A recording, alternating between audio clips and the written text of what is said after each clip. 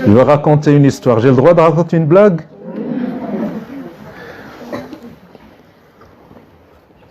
Il y a un imam dans une mosquée qui a passé 25 ans comme imam dans une mosquée où priaient 400, 500 personnes.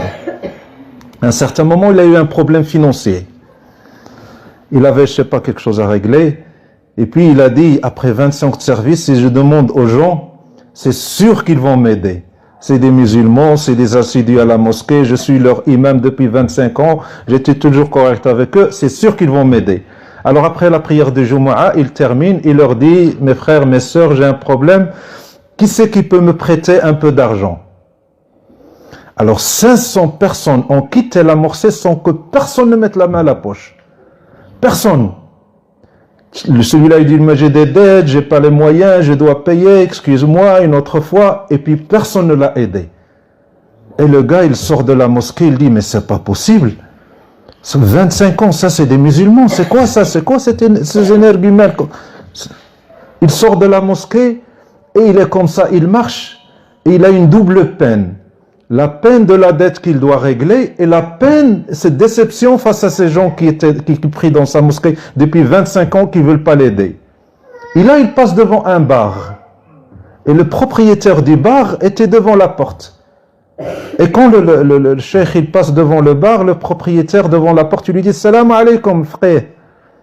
Il dit « Wa alaykoum salam ». Alors le barman, il court vite vers le cheikh et lui dit « Cheikh, il y a quelque chose qui ne va pas. C'est pas comme ça que tu me répondais toujours quand je te dis salam alaykoum. » Il lui dit, mon fils, il n'y a rien, il n'y a rien. Non, lui dit, dis-moi, qu'est-ce qu'il y a?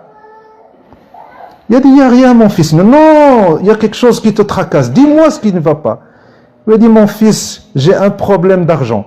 Alors cet homme, quand il a entendu que le frère, il avait un problème d'argent, il est tout de suite rentré au bar. Il prend le tiroir caisse et il sort avec chez le frère. Il dit, prends. Il dit, qu'est-ce que je prends? Il dit, prends. Le frère, il a besoin d'argent. On ne l'aide pas. On est quoi, nous? Il dit, non, mon fils. Il m'a dit, tu prends. Wallahi, tu prends. Tout ce que tu veux. Alors, le frère, il était serré, il prend l'argent. Alors, il le compte. Il lui a dit, mon fils, compte combien? Moi, compter, après toi. A'oudou billah. Il lui a dit, si ça ne te suffit pas, je vais à la maison. J'en ai à la maison. Il lui dit, ça me suffit. Est-ce que je te fais une reconnaissance de dette? Il lui dit, a'oudou billah. Moi, douter de frère de notre quartier. Non, tu le prends et tu me le rends quand tu veux. Et si tu n'as pas les moyens, c'est pas grave. Parce que quand on pêche, on se rend compte du péché. Et on sent cette douleur du péché. Et on sent qu'on est loin et on cherche le moyen de nous repentir. Mais quand on est à la mosquée, on prie, on croit qu'on est dans le droit chemin et on ne cherche pas à se repentir. Alors, quand il lui a donné l'argent, frère, il a mis l'argent dans sa poche. Alors ce barman lui a dit, oh frère, fais des doigts pour moi. Fais une doigt pour moi. Il a dit, mon fils, lève tes mains. Il dit, Bismillah ar-Rahman ar-Rahim, alhamdulillah, rabbil alamin, salatu wassalam alayhi.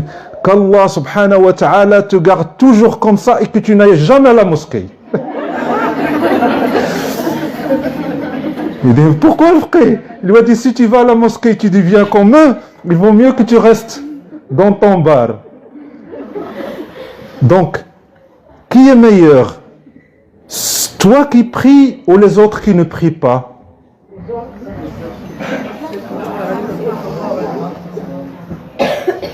Mais nous, qu'est-ce qu'on croit? On croit qu'on est meilleur. On croit, on n'a rien. Allah subhanahu wa ta'ala yada'u sirrahu haythu yasha'. Allah, il donne à qui il veut, comme il veut, quand il veut, sans tenir compte de n'importe quel acte qui vient de toi. Allah maintenant, il donne qu'aux prieurs, qu'aux adorateurs.